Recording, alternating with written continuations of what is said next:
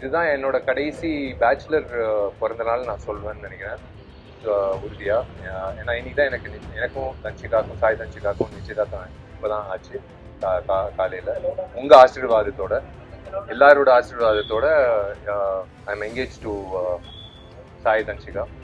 அவங்க பேரோட இருக்கு. ஸோ நான் எக்ஸாக்டா திறப்பு விழாக்கு அடுத்த முகூர்த்தத்துல என்னோட கல்யாணம். அதான் நான் ஏற்கனவே சொன்ன பொருளாளருக்கு வந்து நான் ஆல்ரெடி புக் பண்ணிட்டேன் மண்டபத்தை. இல்ல இது அப்படிப்பா, அது என்னங்க ஜெயிலுக்கா போறோம், கல்யாணம் தானே பண்ண போறோம். அதெல்லாம் ஒண்ணும் இல்ல. ஒரு துணைவி வந்து அதே கேள்வி கேட்டா நல்லது தானே. நம்ம போற பாதையும் நம்ம நினைக்கிற விஷயமும் கரெக்டா இல்லையான்றது ஒரு கூட இருந்து சொல்றது ஒரு நல்ல விஷயம் தானே. பட் அதான் கடவுளோட செயல் தான் சொல்லுவேன், கடவுளா அனுப்பின தேவதைன்னு நான் சொல்லுவேன். காதல் இல்லாம சினிமா இல்ல, ஆக்ஷன் இல்லாம சினிமா இல்ல. காதல்ல ஆக்ஷன் இருக்கும், ஆக்ஷன்ல காதல் இருக்கும்.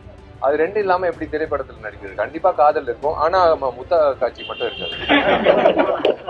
முதல்ல உங்க எல்லோருக்கும் நான் வந்து கடமைப்பட்டிருக்கேன், நன்றி பட்டிருக்கேன் எல்லா நாட்களும். இன்னைக்கு முக்கியமா வந்து என்னோட பிறந்த நாள். உலகம் முழுக்க நான் வந்து எந்தெந்த இடத்துல இருந்து வந்திருக்குன்னு கூட என்னால கணிப்பு போட முடியல. அந்த அளவுக்கு அத்தனை ஊர்ல இருந்து, அத்தனை வெளிநாட்டுல இருந்து அத்தனை பேர் வந்து என்னை விஷ் பண்ணியிருக்காங்க எல்லா பிளாட்ஃபார்ம் ரீதியா. சோசியல் மீடியாலும் சரி, வாழ்த்துக்கள் நேரடியா சரி, தொலைபேசியில பேச முடியல. அதுக்கு ஒரு காரணம் இருக்கு. ரொம்ப நன்றி என்னை வாழ்த்துனதுக்கு, என் பிறந்த நாளுக்கு நீங்க எல்லாரும் மனசார வாழ்த்துனதுக்கு. இந்த இந்த வீடியோ பார்த்துட்டு இருக்க எல்லா அப்பா அம்மாக்களோட வாழ்த்துக்களுக்கு நான் உங்க வீட்டு பிள்ளையா நான் உங்களுக்கு நான் கடமைப்பட்டிருக்கேன், நன்றி தெரிவிச்சுக்கிறேன். அதே மாதிரி உங்களுக்கு ஒரு நல்ல செய்தி சொல்லணும்னு ஆக்சுவலா முன்னாடியே ஆசைப்பட்டேன் சொல்லணும்னு. பட் ஒரு சர்ப்ரைஸா உங்களுக்கு சொல்லணும். இதுதான் என்னோட கடைசி பேச்சுலர் பிறந்த நாள் நான் சொல்வேன்னு நினைக்கிறேன் உறுதியா. ஏன்னா இன்னைக்கு தான் எனக்கும் தன்ஷிகாக்கும் சாய் தன்ஷிகாக்கும் நிச்சயதார்த்தம் இப்போதான் ஆச்சு. காலையில உங்க ஆசீர்வாதத்தோட, எல்லாரோட ஆசீர்வாதத்தோட I am engage to Sai Dhanshika. Thank you all. உங்க விஷஸ் அண்ட் பிளெஸிங்ஸ் வந்துகிட்டே இருக்கு. அவங்க பேரோட இருக்கு. ஸோ நான் தேங்க்யூ. ஸோ இதுதான் வந்து விஷால் கிரானிக் பேச்சுலரோட கடைசி பிறந்தநாள் பேச்சுலரா. ஸோ பின்னாடி நீங்க பார்த்துட்டு இருக்கிற கட்டடம் 9 வருஷம் காத்துக்கிட்டு இருந்தோம். நான் மட்டும் இல்லை, என்னோட சேர்ந்து இருந்த அத்தனை நெஞ்சங்களும், அத்தனை நல்ல உள்ளங்களும். அதான் எப்பவுமே நான் சொல்லுவேன், ஒரு கட்சியில வந்து பல பேர் வந்து பல கருத்து வேறுபாடு, பல வேவ்லென்த்ல வந்து மாறி மாறி இருப்பாங்க. ஆனா இந்த நடிகர் சங்கம் பொறுத்த வரைக்கும் நாங்க 2015 காலடி வச்சு என்ன நினைச்சோமோ அதே உணர்வோட, அதே வேவ்லென்த்தோட அத்தனை பேரும் என்னோட சேர்ந்து எல்லா செயற்குழு உறுப்பினர்கள், நிர்வாக ஆபீஸ் பேரர்ஸ், தலைவர் நாஜர் சார்ல இருந்து கார்த்தி, கருணாஸ், முன்னாடி பொன்வனன் சார், இப்போ முக்கியமான நபர் பூச்சி முருகன் இந்த கட்டடத்துக்கு காப்பாத்தி இன்னைக்கு இந்த நிலை கொண்டு வந்த பூச்சி முருகன் சாருக்கும் எல்லா செயற்குழு உறுப்பினர்களுக்கும்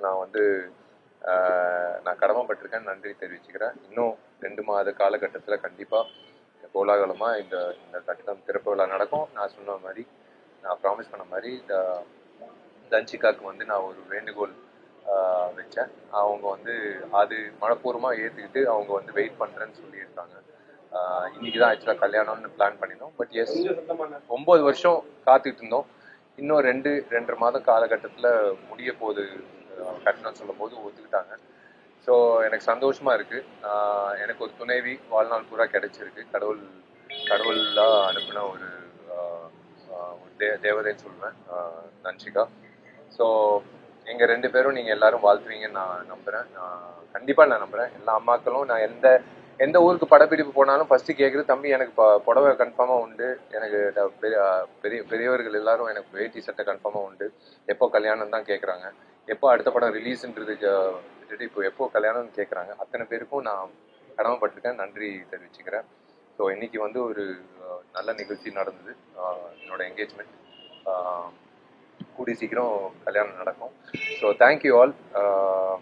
மீடியாவுக்கும் நீங்கள் இவ்வளோ நேரம் நின்று காத்து, எனக்கு தெரியல எப்படி உங்களுக்கு நான் நன்றி சொல்லணும்னு தெரியல.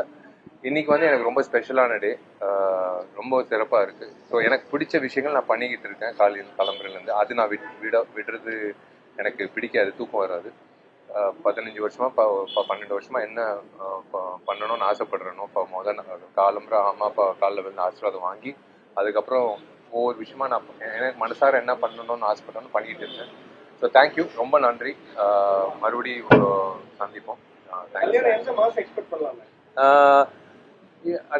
எக்ஸாக்டா திறப்பு விழாக்கு அடுத்த முகூர்த்தத்துல என்னோட கல்யாணம். அதான் ஏற்கனவே சொன்ன பொருளாளருக்கு வந்து நான் ஆல்ரெடி புக் பண்ணிட்டேன் மண்டபத்தை. அது பத்துமான்னு கேட்டாப்புல பொருளாளர் கார்த்தி.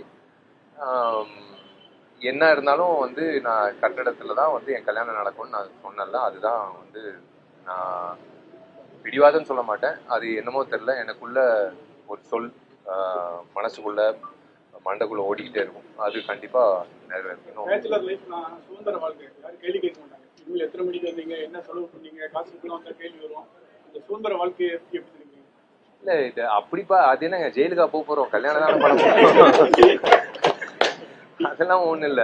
ஒரு துணைவி வந்து அதே கேள்வி கேட்டா நல்லது தானே. நம்ம போற பாதையும் நம்ம நினைக்கிற விஷயமும் கரெக்டா இல்லையான்றது ஒரு கூட இருந்து சொல்றது ஒரு நல்ல விஷயம் தானே.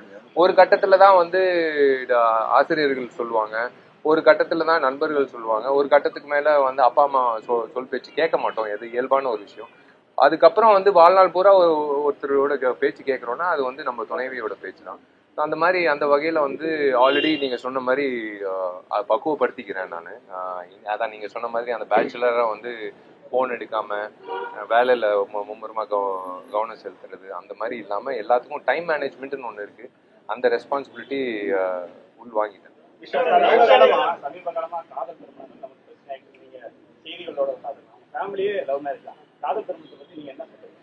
காதல் திருமணத்துல ஒரு விஷயம் நான் தான் சொல்றேன், there is good and bad in everything. Arrange marriage மட்டும் பெருசா வந்து எல்லா அரேஞ்ச் மேரேஜும் வந்து கோலாகலமா இப்பெல்லாம் நீங்க பாத்தீங்கன்னா, இப்ப எங்க அம்மா அப்பா வந்து 52 வருஷம் கல்யாணம் ஆகி இருக்காங்க. அது நான் வியந்து பாக்குறேன். இப்படி வந்து கேள்விப்படவே மாட்டேங்கிறோம் இந்த சமுதாயத்துல. இப்பெல்லாம் வந்து 15 வருஷம், அப்படியா 15 வருஷம் கல்யாணம் ஆகிருக்காங்களா நம்ம வாய் பொழுது பாக்குறோம். முக்கியமான this institution is it depends, it takes 2 hands to clap. So காதல் திருமணம்ன்றது ஒரு புரிதல் வரும். ஒரே ஒரு விஷயம் என்னன்னா, whenever a friction happens, there is a reason behind that friction. அது என்னன்றது ஒரு ஈகோ இல்லாம வந்து வாழ்க்கையை வாழ்ந்துட்டோம்னா அது வந்து தாம்பத்திய வாழ்க்கை மட்டும் இல்ல, எந்த ஒரு விஷயத்திலயும் சரி ஈகோ இல்லாத ஒரு மனநிலை, ஈகோ இல்லாத ஒரு பிஹேவியர் இருந்தா ஆட்டோமேட்டிக்கா எல்லா ப்ராப்ளமும் ஒரு சொல்யூஷன் கிடைக்கும்.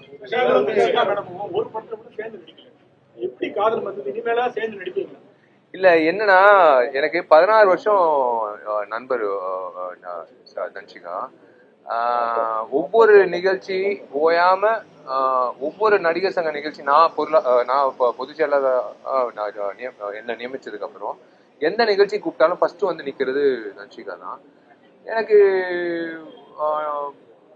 எங்களுக்கு அந்த தாட்டே வரல 16 வருஷமா. பட் என்னவோ தெரியல, அது ஒரு காலிங்னு சொல்லுவாங்க, அந்த காலகட்டத்துல நடக்கும்னு சொல்லி 2 பேரும் பேசிக்கிட்டு ஒரு டிரான்ஸ்ல எப்படி 15-16 வருஷம் நம்மளுக்கு தோணவே இல்லை.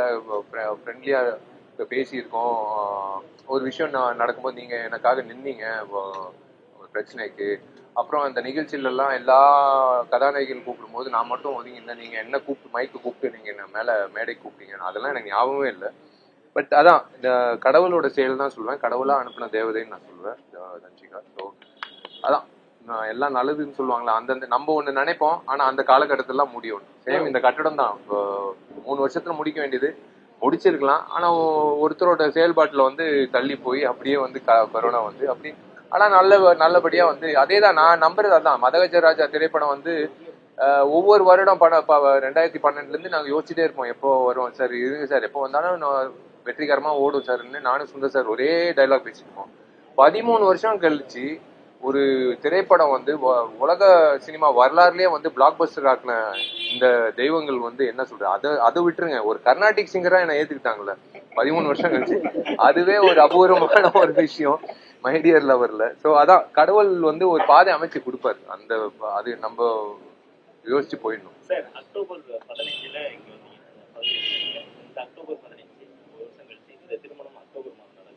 அக்டோபர் மாதம் தான் வந்து கண்டிப்பா நடக்கணும். அதான் சொன்னேன்ல, அது இவங்க இருக்கிற வேலை செய்யற ஊழியர்களும் சரி எல்லாரும் வந்து என்ன இவன் காலம்புற 9 மணிக்கே வந்து எல்லாத்தையும் கண்காணிக்கிறாப்புல, இந்த கடந்த 6 மாசமா வந்து கண்டினியூஸா வர்றாப்புல.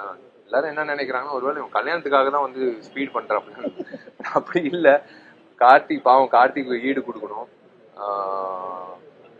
எல்லாரும் சேர்ந்து பண்ணாதான் சீக்கிரம் வரும். டெஃபினட்டா அதான் அக்டோபர் எங்களோட டார்கெட். கண்டிப்பா வந்து ஏன்னா இது வந்து நான் ஓப்பனா சொல்றேன், நான் சொல்றது கட்டடம்னு நீங்க நினைக்கிறீங்க.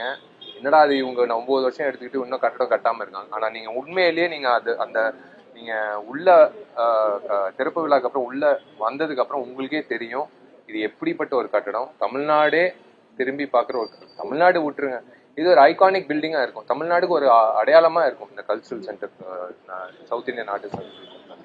நீங்க திருமண வாழ்க்கையில் வந்தீங்க, பேச்சலரா சிம்பு, அதர்வா, ஜெய், திரிஷா, அவங்களுக்கு என்ன டிப்ஸ் ஏதாவது சொல்றாங்க? என்ன சொல்லுவாங்க?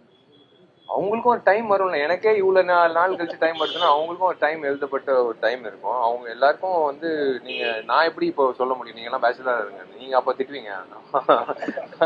அந்த மாதிரி இல்ல, எல்லாருக்கும் ஒரு டைம் வரும். தம்பி அதர்வாக்கு நானும் ஆசைப்படுறேன். ஆகாஷ் என்னோட தம்பி மாதிரி தான் அவன். ஆகாஷ் அவனுக்கு திருமணம் ஆச்சு.